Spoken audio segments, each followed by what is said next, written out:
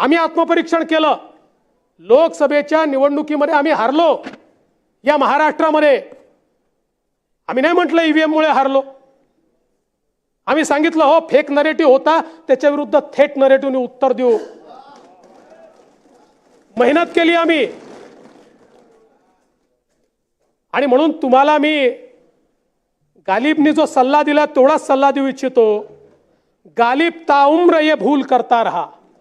गालिब ताउम्र ये भूल करता रहा. गालिब ताउम्र ये भूल करता रहा. धूल चेहरे पर थी और आईना साफ करता रहा. जोपर्यंत चेहरा पुसणार नाही, जोपर्यंत तुम्ही आरसा पुसत राहाल, तोपर्यंत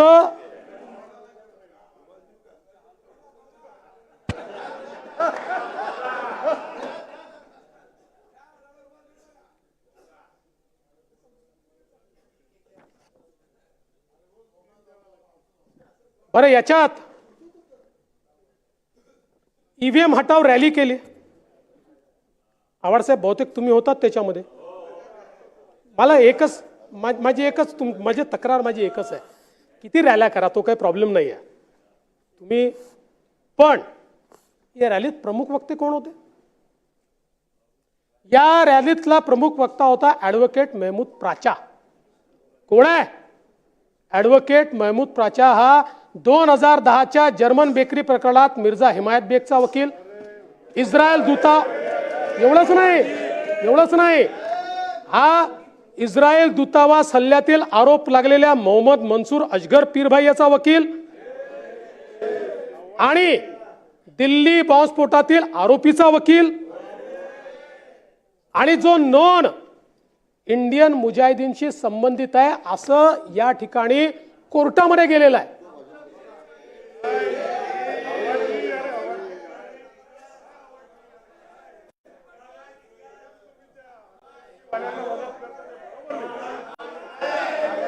अरे ठीक आहे, लोकशाहीमध्ये तुम्हाला अधिकार आहे आणि मला हे माहिती आहे की आम्ही किती घसा फोडून पुराव्यासहित सांगितलं तरी तुम्ही हारल्यानंतर ईव्हीएमच म्हणणार आहे.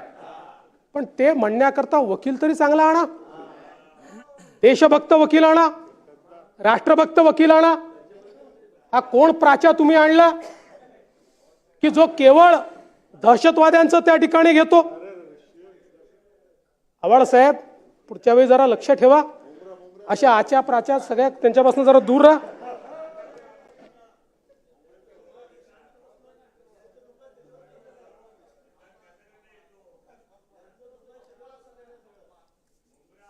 अध्यक्ष महोदय,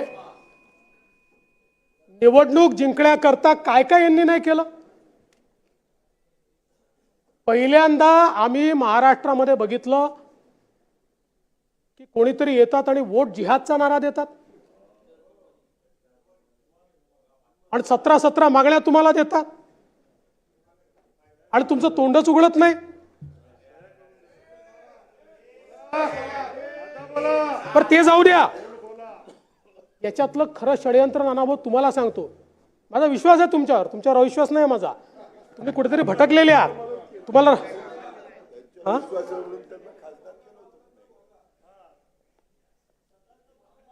बघा, मालेगावमध्ये 2024 मध्ये काही युवकांनी पोलिसात तक्रार केली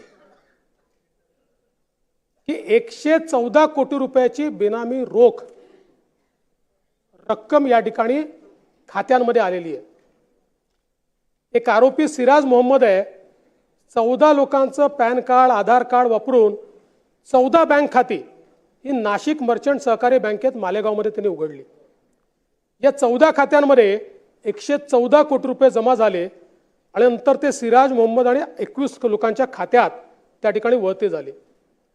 पोलीस, ईडी, आयकर विभागाने ज्यावेळेस याची चौकशी केली त्यावेळी असं लक्षात आलं की हा व्यवहार एवढ्यापुरतं सीमित नाही आहे. 21 राज्यातनं 201 बँक खात्यात 1000 कोटी रुपयाचा व्यवहार झालेला आहे आणि मुंबई, नाशिक अशा वेगवेगळ्या शहरांमध्ये पैसे गेले आहेत. यातले 600 कोटी रुपये दुबईला पाठवण्यात आले आहेत आणि यातले 100 कोटी रुपये हे या निवडणुकीच्या काळात वेगवेगळ्या गोष्टींकरता वापरले गेले.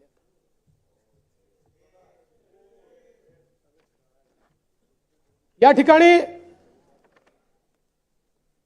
खरं म्हणजे आता तर याला एक प्रकारे एटीएसच्या माध्यमातनं हे दहशतवादी फंडिंग आहे असं समजून ते एटीएसकडे हा तपास गेलेला आहे.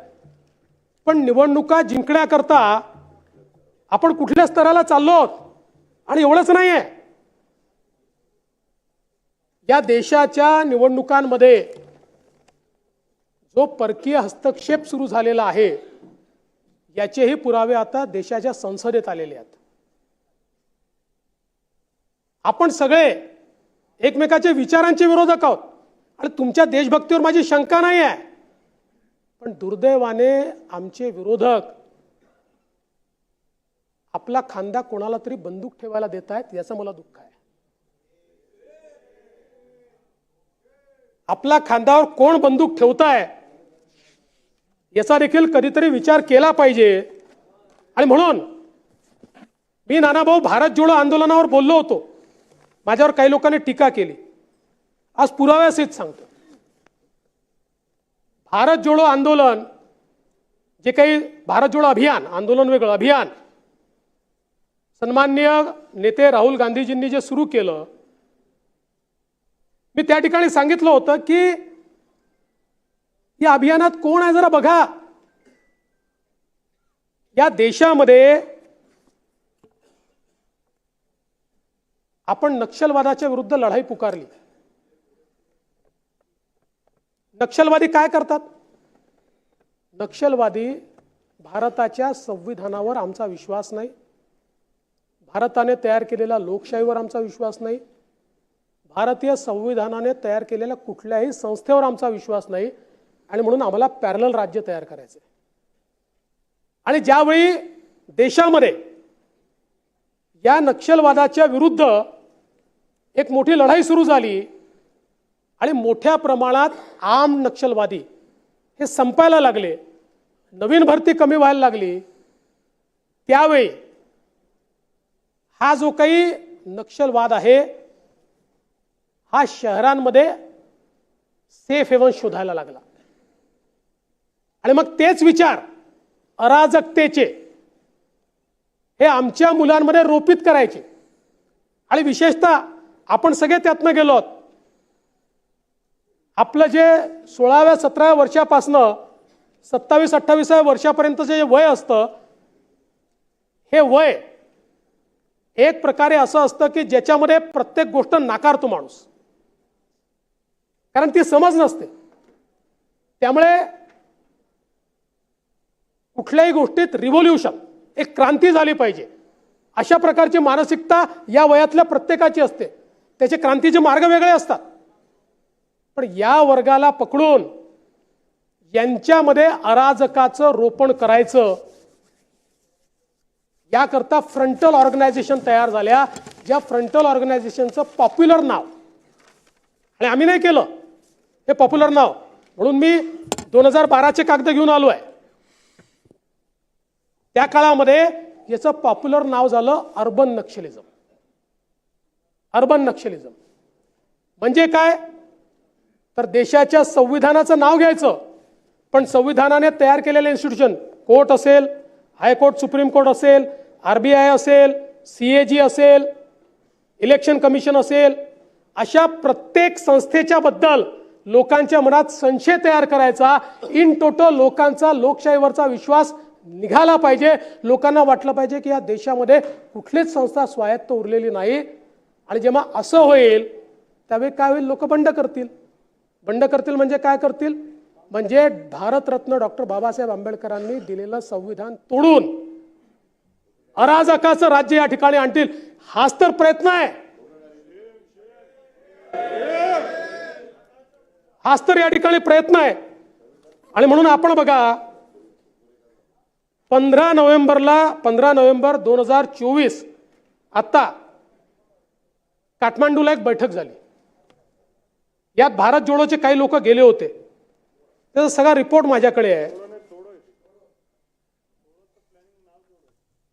We all resolved that we are going to do it in different phases, mainly Maharashtra and other BJP-led states. कशाच्या बद्दल?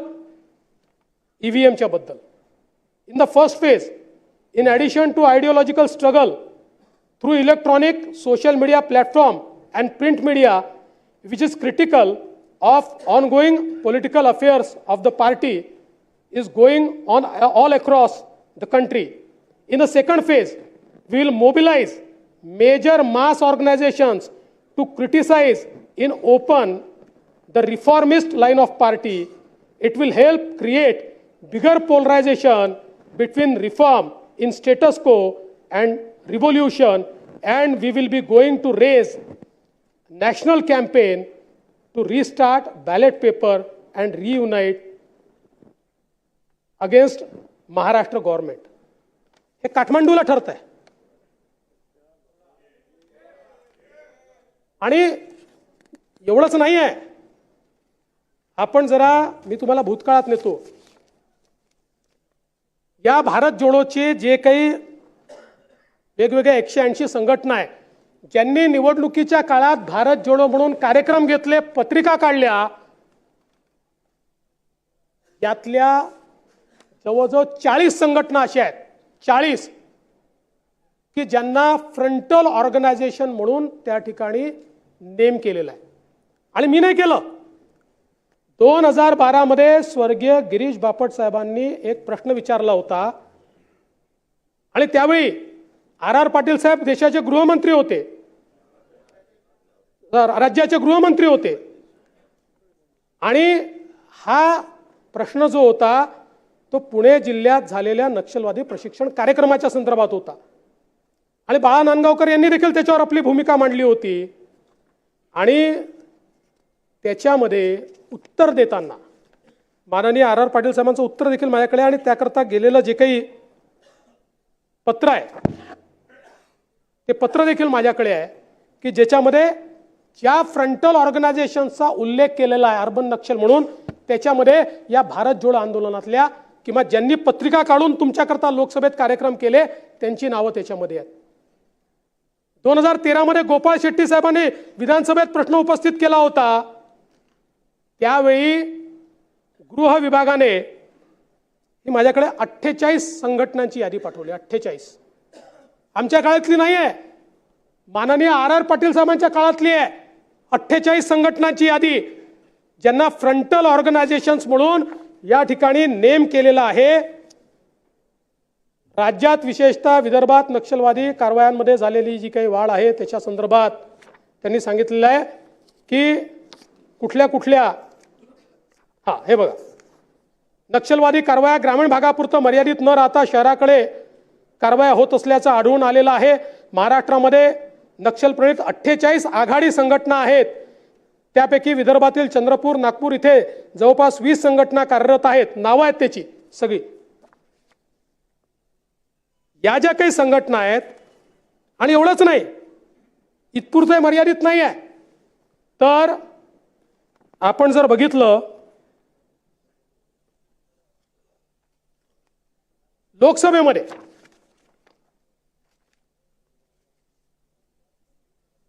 लोकसभेमध्ये 18 फेब्रुवारी 2014 म्हणजे कोणाचं सरकार होतं? मनमोहन सिंग साहेबांचं सरकार होतं. एटी नाना त्यावेळेसचे खासदार होते. त्यांनी प्रश्न विचारला होता. त्यावेळी त्यांनी लोकसभेमध्ये केंद्राच्या सरकारने 72 फ्रंटल संघटनांची नावं घोषित केली आहे. त्यातल्या 7 महाराष्ट्रातल्या ज्या तुमच्या भारत जोडोच्या यादीत आहेत.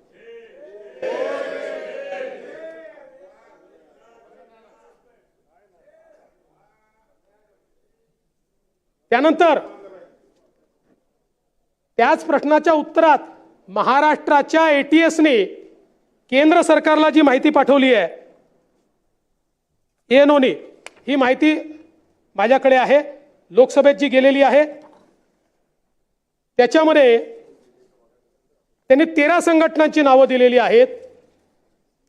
एकूण 40 संघटनांची नावं दिली आहेत. त्यातल्या 13 संघटना या पुन्हा या भारत जोडोच्या आपल्या या आंदोलनामध्ये या ठिकाणी काम करतात.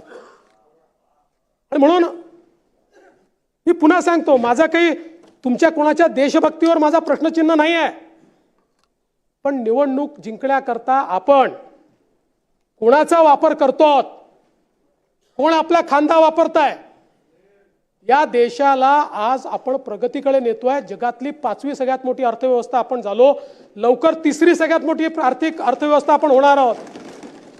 तुम्हाला आम्हाला याचा आनंद आहे। जगातले अनेक देश आहेत ज्यांना आनंद नाही आहे, ज्या देशांना या ठिकाणी डीप स्टेट ऍक्टिव्हिटी करायची आहे, त्या डीप स्टेट ऍक्टिव्हिटी करता ते देश खांदा शोधतायत। हात जोडून सांगतो, तुमचा खांदा देऊ नका। ते कोणाचा तरी शोधतात, नकळत आमचाही खांदा कधीतरी घ्यायचा प्रयत्न करतील। आपल्याला सजग राहावं लागेल। मला आठवतं अटलजींनी एकदा आपल्या सभागृहात सांगितलं होतं, सरकारें आएगी जाएगी, पार्टियां बनेगी बिगड़ेगी, ये देश रहना चाहिए, मेरा संविधान रहना चाहिए।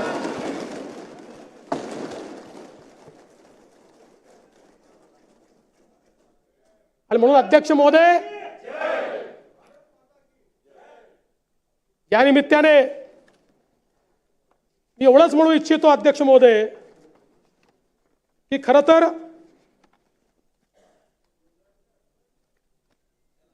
या ठिकाणी हे जे मॅन्डेट जनतेने आम्हाला दिलेलं आहे, कृपया मॅन्डेट स्वीकारा। जेव्हा तुम्ही मॅन्डेट नाकारता तो आमचा अपमान नाही आहे। आम्हाला तर भारताच्या संविधानाने इथे बसवलंय, पण त्याच संविधानाने ज्या लोकांना मतदान करण्याचा अधिकार दिलाय त्याचा अपमान या ठिकाणी करू नका, ही माझी तुम्हाला विनंती आहे। आज या निमित्ताने या चर्चेमध्ये अनेक गोष्टींचा उल्लेख झाला। काही सदस्यांनी मराठीला अभिजात भाषेचा दर्जा मिळाला याबद्दल आनंद व्यक्त केला। खरं म्हणजे परवा एका व्यक्तीने अतिशय चांगलं मला सांगितलं की मराठीला राजभाषेचा दर्जा हा पहिल्यांदा छत्रपती शिवरायांनी दिला होता।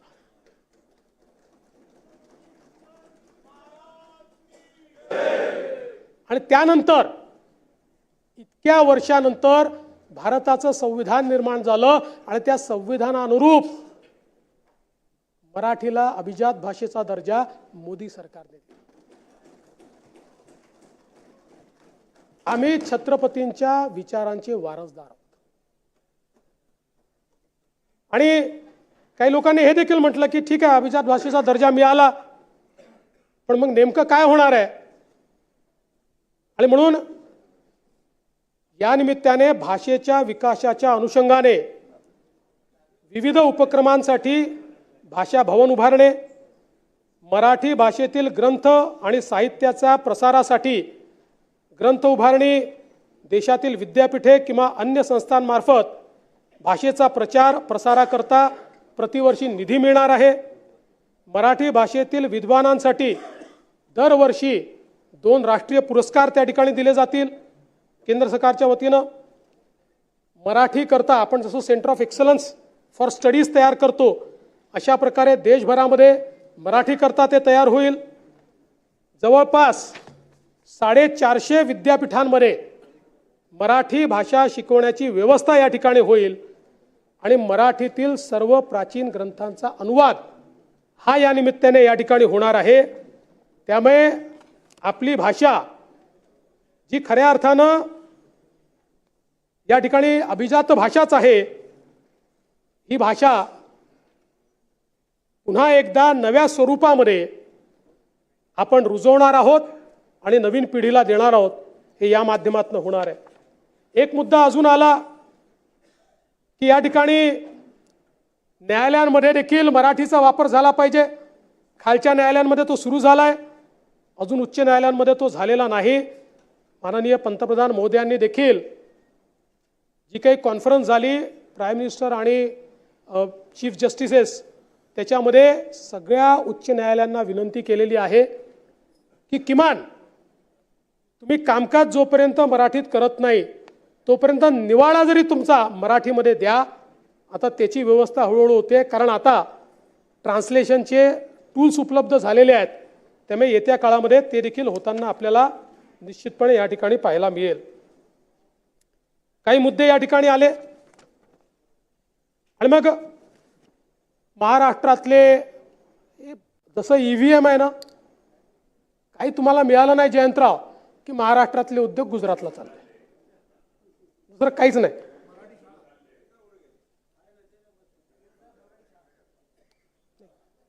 मराठी शाळा आपल्याला चालवायच्याच आहेत. सुनील प्रभू, तुम्ही महापौर होतात, आपल्याला BMCच्या पण मराठी शाळा चालवायच्या आहेत आणि देशातल्याही चालवायच्या आहेत, काय काळजी करू नका.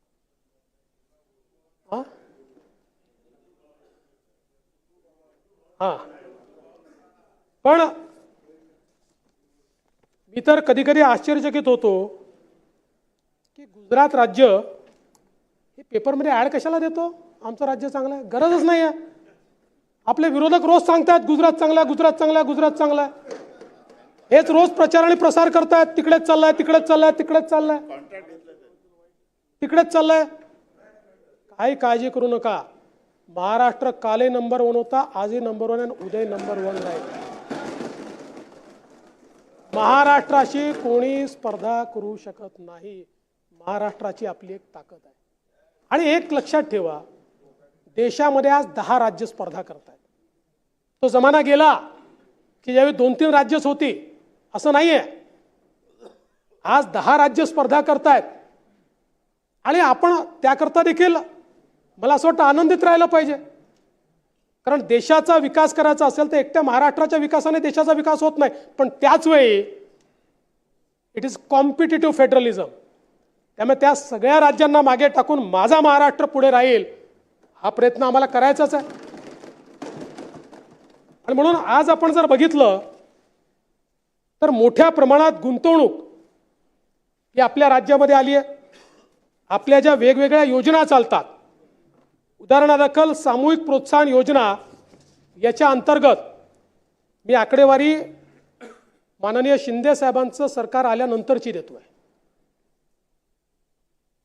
1 जुलै 2022 पासून आतापर्यंत 221 मोठे विशाल अतिविशाल असे प्रकल्प आले आहेत, ज्याच्यामध्ये 3,48,070 एवढी गुंतवणूक आहे आणि 2,13,267 एवढं त्यातनं रोजगार निर्मिती होणार आहे.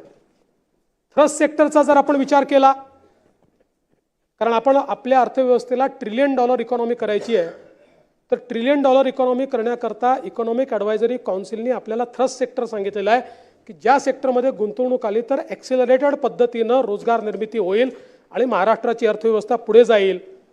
या थ्रस्ट सेक्टरमध्ये आपण धोरण जाहीर केल्यापासून, म्हणजे आपण त्याचं धोरण हे 22/2/2024 जाहीर केलं. ते जाहीर केल्यापासून 10 मोठ्या प्रकल्पांना आपण मंजुरी दिली, ज्याच्यातली गुंतवणूक आहे 2,39,117 कोटी रुपये आणि 79,720 एवढी त्याच्यामध्ये निर्मिती होणार आहे रोजगाराची. आपण जर बघितलं तर या काळामध्ये महाराष्ट्राच्या सगळ्या भागामध्ये या ठिकाणी गुंतवणूक येते आहे. उदाहरणादाखल विदर्भाचा विचार केला तर 47 प्रकल्प, मोठे प्रकल्प या ठिकाणी आले आहेत, ज्यामध्ये 1,23,931 एवढी गुंतवणूक आहे, 61,000चा रोजगार आहे. मराठवाड्यामध्ये 38 प्रकल्प या ठिकाणी आलेले आहेत, 74,646 कोटी रुपयाचे गुंतवणूक आहे, 41,325 एवढा रोजगार आहे. आणि उर्वरित महाराष्ट्रामध्ये 136 प्रकल्प आलेले आहेत, ज्यामध्ये 1,49,493 कोटीची गुंतवणूक आहे, 1,10,588 एवढं त्यातनं रोजगार तयार होणार आहे. आणि मला पुन्हा हे सांगताना आनंद वाटतो की FDI मध्ये वी आर नंबर 1. थेट परकीय गुंतवणुकीत आम्ही पहिल्या क्रमांकावर आहोत.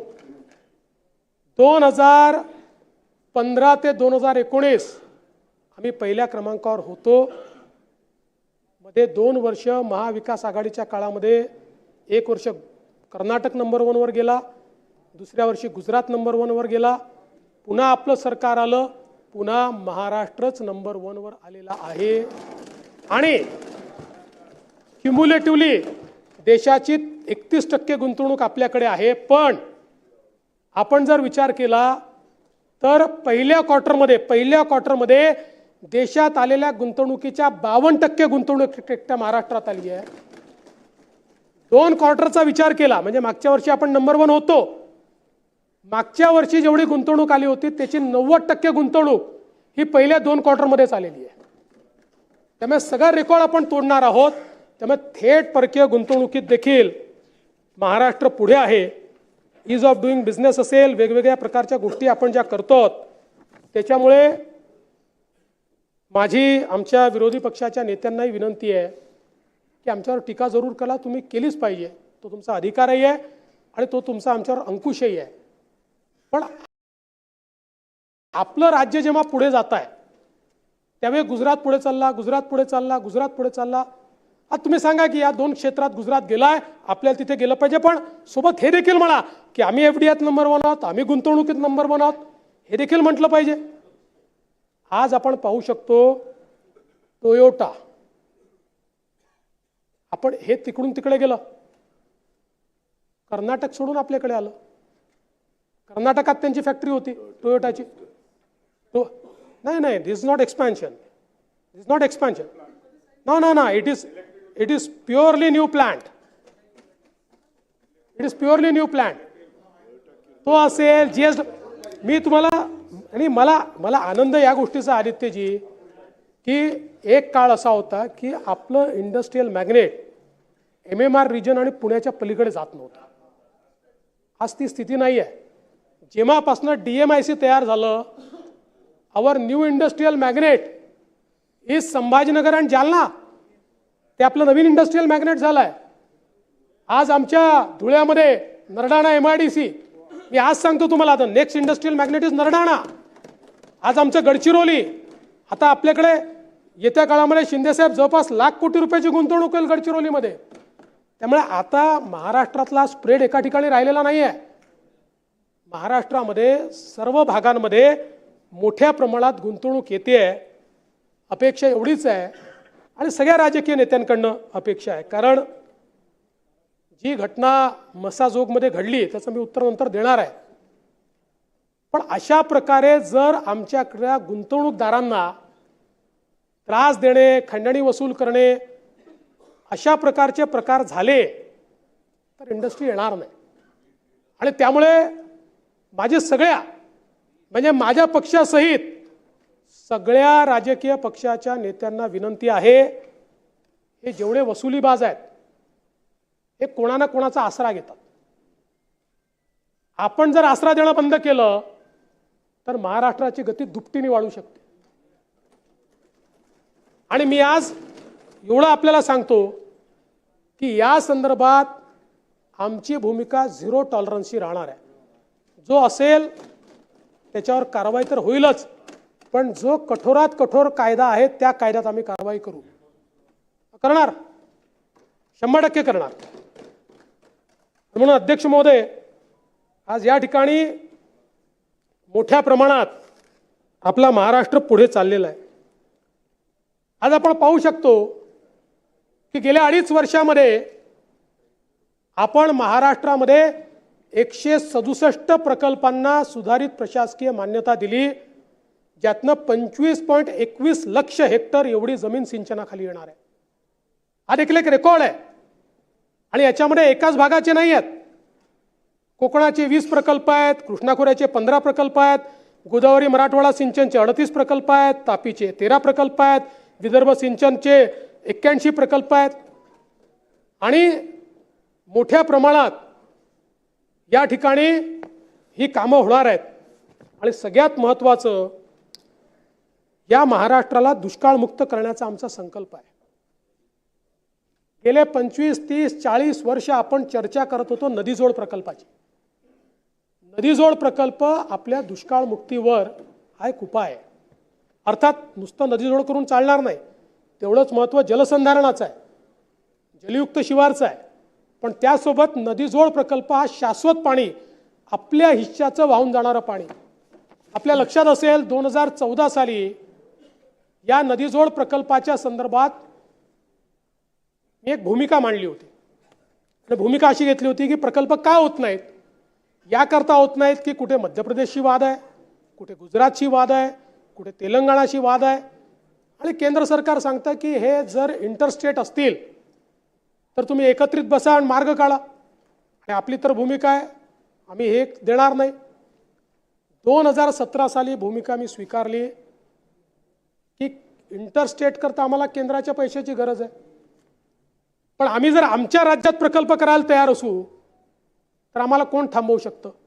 आणि म्हणून आम्ही कोणावर अवलंबून राहणार नाही. आम्ही आमच्या राज्यात हे प्रकल्प करू. आणि 2019 साली आपण पहिल्यांदा जल आराखडा तयार करून या संदर्भातले GR काढले. आणि मला अतिशय आनंद आहे की गेल्या 2.5 वर्षामध्ये या ठिकाणी शिंदे साहेबांच्या नेतृत्वात जे सरकार होतं त्या सरकारमध्ये 4 प्रमुख नदीजोड प्रकल्पांना आपण सर्व प्रकारची मान्यता दिली आणि त्यातले काहीचे टेंडर देखील काढले. यामध्ये वैनगंगा नळगंगा सारखा प्रकल्प आहे की ज्यामध्ये 3,71,000 हेक्टर एवढं त्याचं लाभ क्षेत्र आहे. आणि विशेषतः नागपूर, वर्धा, अमरावती, अकोला, यवतमाळ, बुलढाणा, वाशिम या सगळ्या जिल्ह्यांचं चित्र त्या ठिकाणी बदलेल. नार पार गिरणा आहे, जळगाव आणि नाशिकचं त्यातनं चित्र बदलणार आहे. दमणगंगा, वैतरणा, गोदावरी आहे की ज्या प्रकल्पामुळे आणि दमणगंगा, एकदरे, गोदावरी आहे हे जे वेगवेगळे प्रकल्प आहेत या प्रकल्पांमुळे आज आपल्याला जी परिस्थिती पाहायला मिळते की दरवर्षी नाशिक नगर एकीकडे आणि मराठवाडा एकीकडे पाणी सोडायचं की नाही सोडायचं. कारण आपल्याला माहिती आहे गोदावरीचं खोरं हे तुटीचं खोरं आहे. या तुटीच्या खोऱ्यामध्ये 50 TMC पाणी वाहून जाणार आपण आणतो. आणि हे जर आलं तर आज जे आमचे वाद आहेत ते वाद त्या ठिकाणी संपतील आणि खऱ्या अर्थानं महाराष्ट्राला दुष्काळ मुक्तीकडे नेण्याचं काम आपण या निमित्ताने करू शकतो. आणि म्हणून मला असं वाटतं की हे एक महत्त्वाचं काम आहे. आज आपण पाहू शकतो महाराष्ट्रामध्ये मेट्रोची कामं अत्यंत वेगाने आपण सुरू केली. आता मुंबई मेट्रो 3चं काम हे अंतिम टप्प्यामध्ये आलेलं आहे. आपण पहिला टप्पा त्याचा प्रवासी वाहतुकीकरता खुला केला आहे. आता जो दुसरा टप्पा आहे BKC पासून कुलाब्यापर्यंत, ज्यांनी खऱ्या अर्थानं मुंबईला एक नवीन लाईफलाईन तयार होणार आहे. 17 लाख लोक रोज प्रवास करतील. आज 6 लाख लोक करतात कारण कनेक्टिव्हिटी पूर्ण झालेली नाही. 17 लाख लोक या एका लाईनवर प्रवास करतील. आपण मे 2025 पर्यंत हा खुला करणार आहोत.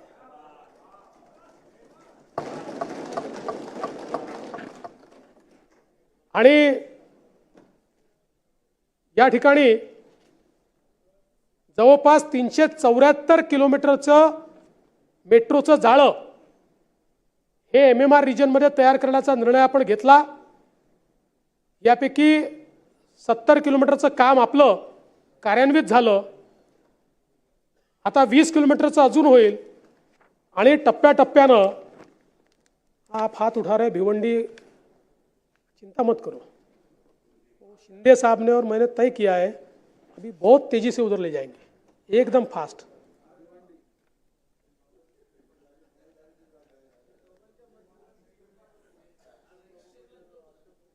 त्यांनी हात वर केला होता रईसने.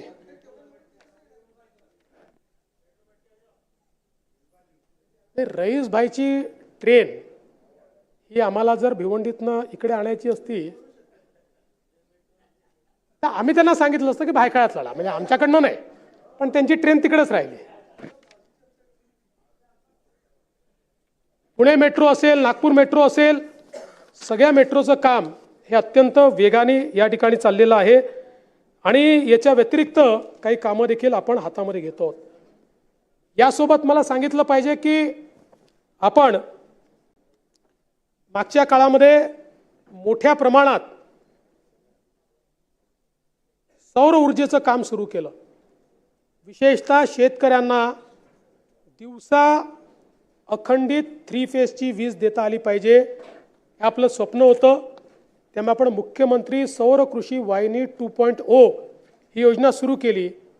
या योजनेच्या अंतर्गत आपण या ठिकाणी MSCB solar agro power limited देशातली पहिली केवळ शेतकऱ्यांना वीज देणारी कंपनी आपण स्थापन केली। या कंपनीच्या अंतर्गत 16,000 मेगावॅट विजेचे प्रकल्प आपण सुरू केले। हा देशातला सगळ्यात मोठा विकेंद्रित सौर ऊर्जा निर्मितीचा प्रकल्प आहे, ज्याच्यामध्ये 8,428 कृषी वाहिन्या म्हणजे फीडर्स जे आपण सेपरेट केलेले आहेत, या फीडर्सला आपण सोलराइज करतो आहोत। आणि याच्यामध्ये दररोज मला एक मेसेज असतो, आज 4 मेगावॅट कार्यान्वित झालं, आज 5 मेगावॅट कार्यान्वित झालं। जवळपास आत्तापर्यंत 669 मेगावॅट एवढी क्षमता कार्यान्वित झाली आहे। त्यातनं 1,30,486 कृषी ग्राहकांना आपण 3 फेजचा पुरवठा सुरू केला आहे। आणि आमचा प्रयत्न आहे 2026 पर्यंत पूर्ण 16,000 मेगावॅटचे कामं पूर्ण करायची आणि महाराष्ट्रातल्या शेतकऱ्यांना दिवसा वीज। त्याचा फायदा आपल्याला काय आहे? आज आपण शेतकऱ्याला मोफत वीज दिली आहे, त्याचा 15,000 कोटी रुपयाचा एक प्रकारे आपल्या बजेटवर भार आहे।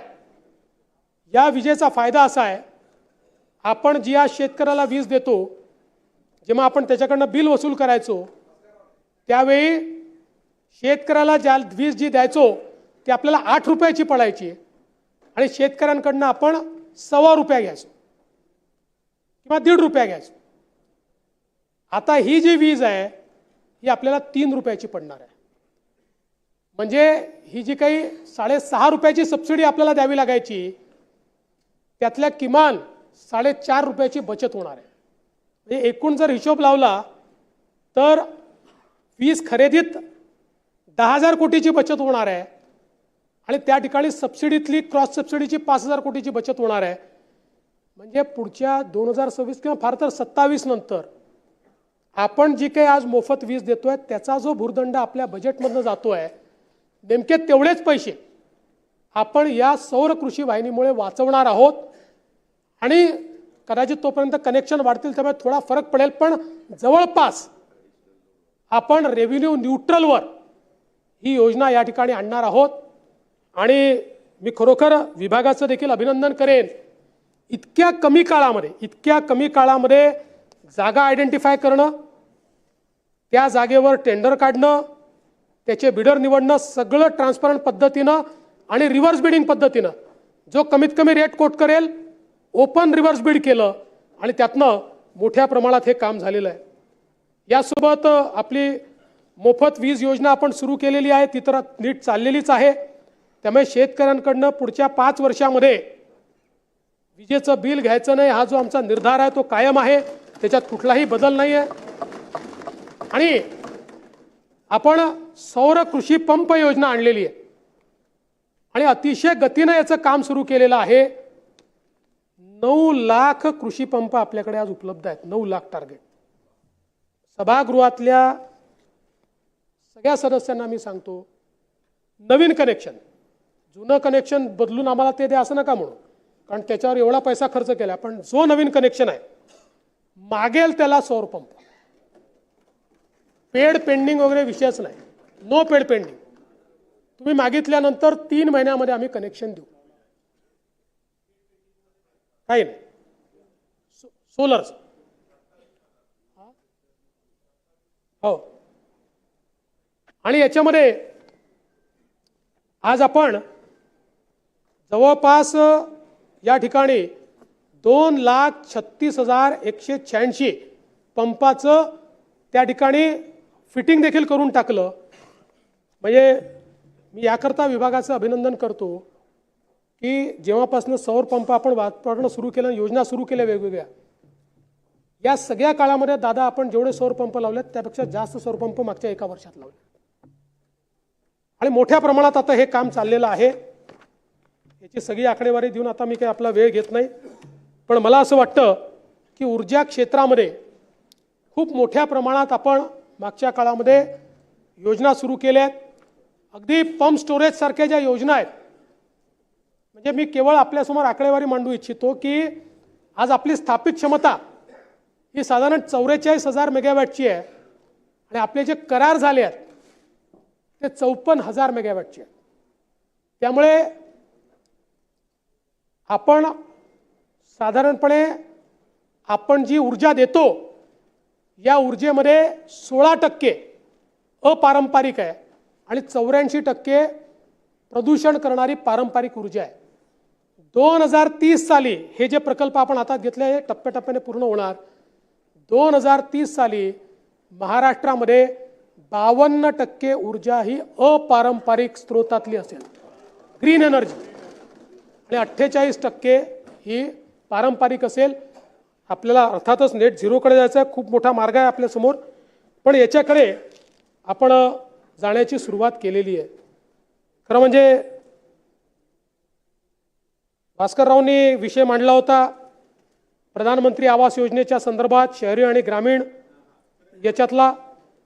निश्चितपणे या संदर्भात आपण अनुदान वाढीच्या संदर्भात केंद्र सरकारकडे विनंती केलेली आहे की हे अनुदान वाढलं पाहिजे, कारण आपण आपल्या राज्य योजनांचे अनुदान हे वाढवण्याचा विचार करतो आणि त्यामुळे मग जर हे मॅचिंग झालं नाही तर त्यातनं नवीन अडचणी तयार होतील आणि म्हणून त्यातल्या कॅटेगरीजही वाढल्या पाहिजे, शहरी, निमशहरी अशा प्रकारच्या, आणि ग्रामीणमध्येही अनुदान वाढलं पाहिजे. ही जी आपली मागणी आहे त्याचा प्रयत्न हा केंद्र सरकारकडे आम्ही करतो. हा आहे ना, तो आपलं म्हणणं खरं आहे, कारण आता जवळपास सॅच्युरेशन झालं आहे. आता जे राहिले आहेत त्यांच्याकडे जागा नाही आहे आणि म्हणूनच परवाचा तुकडेबंदीचा कायदा असेल किंवा गायरान जमीन, आता आपण गायरानचा आहे आणि आता झुडपी जंगलांनी तर मोठा प्रश्न सॉल्व्ह होणार आहे, पण ती अगदी अंतिम टप्प्यात केस ही सुप्रीम कोर्टमध्ये आहे. कोर्ट कमिशनरनी जो रिपोर्ट दिलेला आहे तो आपल्या फेवरचा आहे, त्यामुळे तोही प्रश्न निश्चितपणे या ठिकाणी सॉल्व्ह होईल. आज सोयाबीनच्या संदर्भात या ठिकाणी मोठ्या प्रमाणात आपण खरेदी सुरू केली आणि जवळपास 417 केंद्र नाफेडचे, 169 केंद्र NCCFचे, असे आपण 586 केंद्र हे या ठिकाणी सुरू केलेले आहेत. आणि जी मागणी सातत्याने होत होती की उत्पादकता वाढवून द्या, तोही निर्णय आपण घेतला. उदाहरणादाखल बीड जिल्ह्यासाठी प्रति हेक्टरी 9.5 क्विंटल एवढी उत्पादकता पकडली होती, ती आता 21.50 क्विंटल एवढी केली आहे. लातूर जिल्ह्याकरता 12.23 क्विंटल होती, ती 20 क्विंटल एवढी सुधारित उत्पादकता केलेली आहे. त्यामुळे शेतकऱ्याला तेवढं जास्ती आपलं सोयाबीन हे त्या ठिकाणी देता येईल, कारण पूर्वी 12पेक्षा जास्त त्यांनी द्यायचा प्रयत्न केला तर त्याच्या 7-12वर त्याला ते देता येत नव्हतं. ही उत्पादकता वाढल्यामुळे त्याला फायदा होणार आहे आणि जवळपास आत्तापर्यंत 1,89,450 मेट्रिक टन सोयाबीनची खरेदी केली आहे. ही गेल्या 15 वर्षातली सर्वाधिक खरेदी आहे, रेकॉर्ड खरेदी आहे. आणि 12 जानेवारीपर्यंत आम्ही ती सुरू ठेवणार आहोत आणि गरज पडली तर केंद्र सरकारकडे जाऊन अजून त्याच्यामध्ये आपण वाढ मागू. एवढंच नाही तर केंद्र सरकारला आपण विनंती केली होती की पाऊस उशिरापर्यंत आला, त्याच्यामुळे त्या ठिकाणी आर्द्रता जी आहे, मॉइश्चर, हे मॉइश्चर जास्त आहे, म्हणून पहिल्यांदा केंद्र सरकारने नेहमी 12% मॉइश्चरची खरेदी होते, 15% मॉइश्चरची खरेदी अलाउ केली आणि त्यामुळे मोठ्या प्रमाणात ही खरेदी चाललेली आहे. आणि जिथे गेलं नसेल, माझी विनंती आहे, जिथे गेलं नसेल त्या आमदारांनी आम्हाला पॉइंट आउट करून द्यावं, तिथे कडक शब्दात सांगण्यात येईल आणि केंद्र सरकारला सांगून त्या खरेदी केंद्रावरच कारवाई केली जाईल. आणि नंतर असं मध्ये मध्ये बोलता येत नाही. आणि एवढंच नाही तर आता एक प्रयत्न आमचा असा आहे की यावेळी पणन आणि कृषी विभागाला टार्गेट देऊन आपल्याला दरवेळेस खरेदी केंद्र उघडा, मग ते उघडले नाही, मग उघडले तर उशिरा उघडले.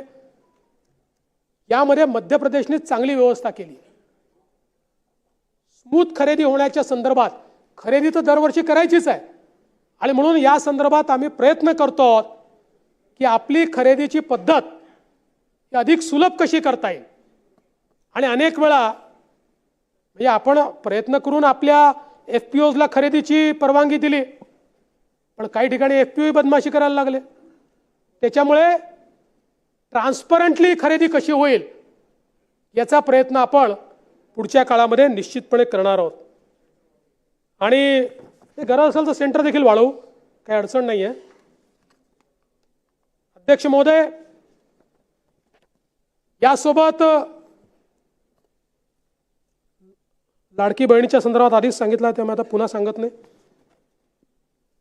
अन्नपूर्णा योजनेच्या अंतर्गत आपण त्या ठिकाणी जे काही अनुदान आहे ते दिलेलं आहे। माननीय बाळासाहेब ठाकरे स्मृती मातोश्री ग्रामपंचायत बांधणी योजना या योजनेच्या अंतर्गत 1748 ग्रामपंचायतींना प्रशासकीय मान्यता आपण दिलेली आहे आणि त्यातनं त्यांचं देखील बांधकाम जे आहे ते आपण सुरू करतो। यासोबत एक निलेश राणेजींनी मुद्दा मांडला होता पोर्ट्सच्या संदर्भात आणि विशेषतः कोकण किनारपट्टीवरील पोर्टच्या संदर्भातला। एकतर त्यांनी ही देखील मागणी केली की त्याचं ऑडिट झालं पाहिजे। निश्चितपणे मागच्या काळामध्ये हे सगळे पोर्ट्स आणि त्यासोबत 700 पेक्षा जास्त लँडिंग पॉइंट्स आहेत, या लँडिंग पॉइंट्सला कसं मॅन करता येईल या संदर्भातला एक आराखडा आपण तयार केलेला आहे आणि त्यातनं अधिक सुरक्षित अशा प्रकारचं वातावरण कसं तयार करता येईल हा आपला प्रयत्न आहे। आज आपल्याला कल्पना आहे की केंद्र सरकारने आपल्या राज्यामध्ये पालघर जिल्ह्यामध्ये वाढवण बंदराला मान्यता दिली आहे। जवळपास 76,000 कोटी रुपयाचा हा प्रकल्प आहे। वाढवण बंदर याकरता अत्यंत महत्त्वाचं आहे की देशामध्ये वाढवण अशी जागा आहे की ज्या ठिकाणी 10 किलोमीटरपर्यंत 20 मीटर डीप ड्राफ्ट आहे। त्यामुळे जगातलं कुठलंही जहाज, आज जगातले मोठे वेसल आपल्याकडे येऊ शकत नाही आणि तुम्ही जगाच्या इतिहासात कुठलंही मोठी अर्थव्यवस्था बघा, मॅरीटाईम अर्थव्यवस्थेशिवाय कोणीच मोठं झालेलं नाही। जगात बाकी किती वेज येऊ द्या, पण जोपर्यंत मॅरीटाईम इकॉनॉमी उभी होत नाही तोपर्यंत समृद्धी येत नाही। पॉर्ट लेड डेव्हलपमेंट हाच जगाच्या इतिहासाचा मार्ग राहिलेला आहे आणि विशेषतः ज्या प्रकारे चीननी कोविडच्या काळामध्ये सप्लाय चेन डिसरप्ट केली, त्यानंतर तर नवीन सप्लाय चेन तयार करणं ही जगाची प्रायोरिटी झाली आहे आणि त्या प्रायोरिटीमध्ये सगळ्यात महत्त्वाचं काही ठरणार असेल तर वाढवण बंदर ठरणार आहे। आज भारताच्या एकूण कंटेनर ट्रॅफिकपैकी 65% कंटेनर ट्रॅफिक एकटं जेएनपीटी पोर्ट सांभाळतं। या जेएनपीटी पोर्टच्या 3 पट मोठं वाढवण बंदर आहे। आज देशाची जेवढी क्षमता आहे तेवढी क्षमता एकट्या वाढवण बंदराची आहे आणि त्यामुळे हे एक बंदर आणि मी देशाचे प्रधानमंत्री माननीय मोदीजी जवळपास 30-35 वर्ष ते होत नव्हतं, त्यात अनेक अडचणी होत्या। ज्यावेळी मी मुख्यमंत्री झालो त्यावेळेस आम्ही त्या अडचणी समजून घेतल्या। त्यातली मुख्य अडचण ही राईट ऑफ वेची होती, कारण डहाणू नॅचरल एरियातनं तो राईट ऑफ वे होता, त्यामुळे सुप्रीम कोर्ट परवानगी देत नव्हतं। आम्ही नवीन राईट ऑफ वे शोधून काढला जो नॅचरल एरियाच्या बाहेरचा आणि त्याला डीप सी पोर्ट तयार करायचा, अशा पद्धतीनं एक थोडा राईट ऑफ वे समुद्रातनं शोधून काढला आणि त्यामुळे त्याला सगळ्या प्रकारच्या मान्यता मिळाल्या। त्याचं काम आता मोठ्या प्रमाणात सुरू होतं आहे आणि हा जेएनपीटी आणि महाराष्ट्र सरकार यांचा संयुक्त उपक्रम आहे। आपण 2018 साली एक याची कंपनी तयार केली, त्या कंपनीमध्ये 74% जेएनपीटी पोर्ट आणि 26% आपलं मुंबई आपलं काय म्हणतो आपलं मॅरीटाईम बोर्ड अशी आपली कंपनी आहे। मी माननीय या भूमिपूजनाच्या वेळी माननीय देशाचे प्रधानमंत्री मोदीजींना विनंती केली होती की इतका मोठा पोर्ट आपण करतोय, जगाच्या पाठीवरचे सगळे मोठे एअरपोर्ट हे पोर्ट रिक्लेमेशनचे पोर्ट आहेत। आणि त्यामुळे मुंबईचा तिसरा एअरपोर्ट जर तिकडे केला, तुम्ही केले होते, पण मी त्याला नवीन पर्याय दिला की याला रिक्लेमेशननी एअरपोर्ट करा, म्हणजे मग जागेचा प्रॉब्लेम जो त्या भागात जंगल खूप असल्यामुळे ती मिळत नाही, त्यामुळे तुम्ही रेक्लेमेशननी या ठिकाणी एक पोर्ट तयार करा, जेणेकरून एक मुंबई आहे, दुसरी नवी मुंबई आहे, तिसरी मुंबई आपण तयार करतोय आता, जे आपला जो अटल सेतू आहे त्याच्या बाजूला, चौथी मुंबई ही वसई विरारपासनं तर पालघरचा सगळा जो भाग आहे या भागामध्ये तयार होणार आहे. आणि म्हणून त्या ठिकाणी आपण थोडं अधिकचं रेक्लेमेशन केलं तर आपल्याला जगातला एक चांगला एअरपोर्ट बनवता येईल. माननीय पंतप्रधान मोदयांनी ती मागणी मान्य केली आणि मुंबईचा तिसरा एअरपोर्ट हा त्या ठिकाणी आता तयार होणार आहे. त्यामुळे मुंबईच्या नाही, महाराष्ट्राच्या विकासामध्ये गेले 30 वर्ष we are number 1 because of JNPT port. पुढचे 25 वर्ष we will be number 1 because of Vadhavan port. आणि केवळ महाराष्ट्रच नाही तर देशाच्या अर्थव्यवस्थेला मोठी ताकद हे वाढवण बंदर देईल.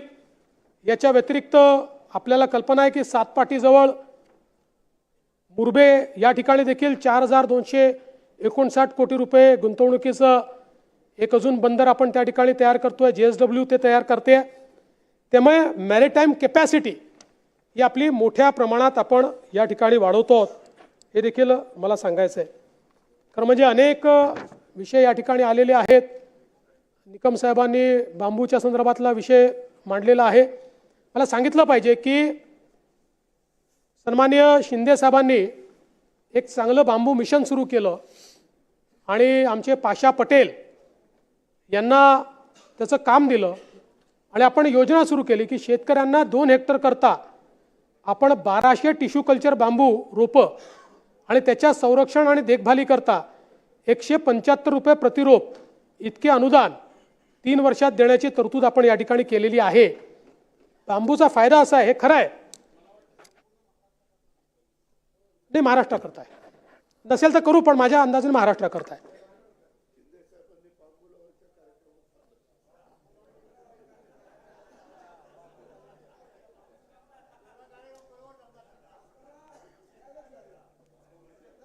आणि असा बांबू लावला की जो परमनंट आहे.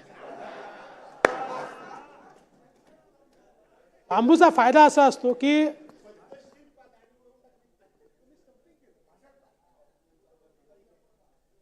बांबूचा फायदा असा आहे, जरी आपल्याला माहिती आहे की बांबूला लागवडीनंतर 3-3.5 वर्ष लागतात, पण त्यानंतर तो सातत्याने शेतकऱ्याला पैसे देत राहतो. कारण ते गवत आहे, इट इज अ ग्रास, ते उगवतच जातं. आणि आता तर इंडस्ट्रियल ग्रेड बांबू आला आहे. जगामध्ये लोकांनी कन्स्ट्रक्शनमध्ये बांबू वापरणं सुरू केलेलं आहे. सगळ्या गोष्टींमध्ये आमचे पाशा पटेल तर शर्ट घेऊन येतात बांबूचा, पेन घेऊन येतात बांबूचा, खैल्या घड्या घेऊन येतात, चष्मा घेऊन येतात. माणूस फक्त तयार करायचा बांबूचा अजून त्यांनी, तर त्याचा देखील निश्चितपणे फायदा होईल. प्रधानमंत्री कृषी सिंचन योजनेच्या अंतर्गत देखील मोठ्या प्रमाणात आपण या ठिकाणी काम केलं आहे. मी ते सांगून आपला अधिक वेळ घेत नाही. एक मागणी शेखर निकमांनीच तुकडेबंदीची केली होती, परवाच कायदा आपण मंजूर केला आहे, त्यामुळे आता त्याची काही फार त्याबद्दल बोलण्याची आवश्यकता नाही आहे. आपली जी शिष्यवृत्ती आहे त्यात काही लोकांनी तक्रार केली की मुलींच्या संदर्भात फीज मागितली जाते किंवा अशा प्रकारची तक्रार आहे. जरूर त्याच्याकडे लक्ष देऊ, पण काही ठिकाणी प्रॉब्लेम असा झाला आहे की असा समज करून देण्यात येतो की कुठलाही कोर्स असेल तरी देखील त्याला आपण फ्री एज्युकेशन दिलं, असं नाही आहे. मुलींना आपण 50% फ्री रिएम्बर्समेंट करायचो. ज्या कोर्सेसमध्ये 50% आपण त्यांची फी द्यायचो त्याच कोर्सेसमध्ये आपण 100% त्यांची फी भरण्याचा निर्णय घेतलेला आहे.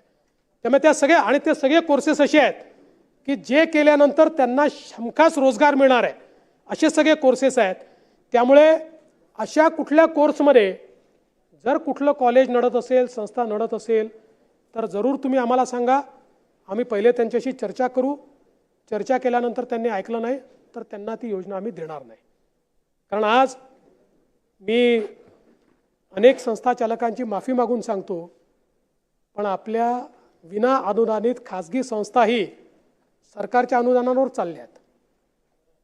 याचं कारण मुलांमध्ये SC STचे 100% पैसे देतो, OBCचे 50% पैसे देतो, ओपनचे 8 लाखापर्यंत ज्यांचं इन्कम आहे त्यांचे 50% देतो, आणि आता मुलींचे तर 100% पैसे आपण देतो.